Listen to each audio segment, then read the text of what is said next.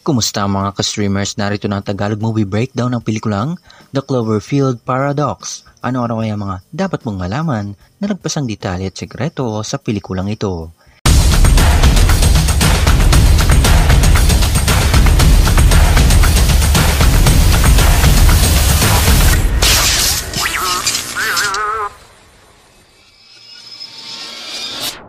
Before we begin, you can comment down below to join in my custom shoutout. Isa sa mga napansin ng mga fans ang babaeng TV reporter na ito. Pamilyar ba ito sa inyo? Siya rin yung babaeng nabaliw sa pelikulang 10 Cloverfield Lane. May kita rin natin ang ilang iconic na kumpanya at gasolinahan na minsan na natin nakita sa mga naunang pelikula.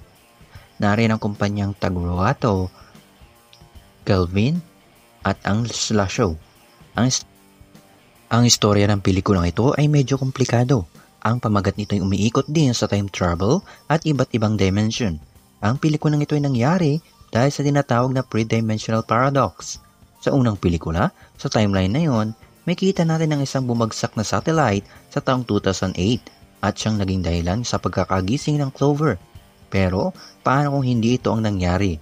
Paano kung ang bumagsak na ito ay parte ng nasirang spaceship na hinihigop na paatras ng oras sa ibang dimension? Sabi ko nga kanina, may dalawang pangyayari ang naganap. Isang bumagsak na satellite at isang bumagsak na parte ng spaceship na biglang pinaatras ng oras. Ito mismo yung nangyayari sa pelikulang ito. Ang spaceship na ito ay tinatawag na Shepard Space Station na siyang may kakayahang gumawa ng daan o butas sa iba't ibang oras, space at dimension at posibleng ang mga halimaw na ito ay sa ibang dimension galing. At ang kumpanyang Tagruato na nakita natin sa unang pelikula ay kasali sa paggawa ng space station na ito sa paparating na hinaharap. Kumbaga, ito yung hinaharap ng Tagruato.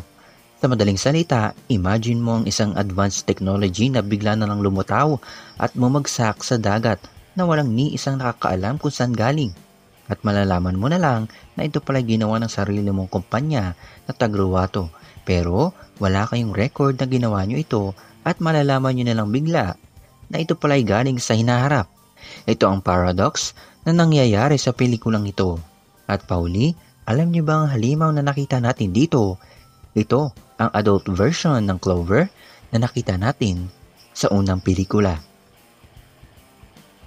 At yan ang ilan lamang sa mga napansin ko sa pelikulang ito. May nalimutan ba akong? Just comment down below, leave a like, subscribe ka na kung bago ka dito. See you on the next one.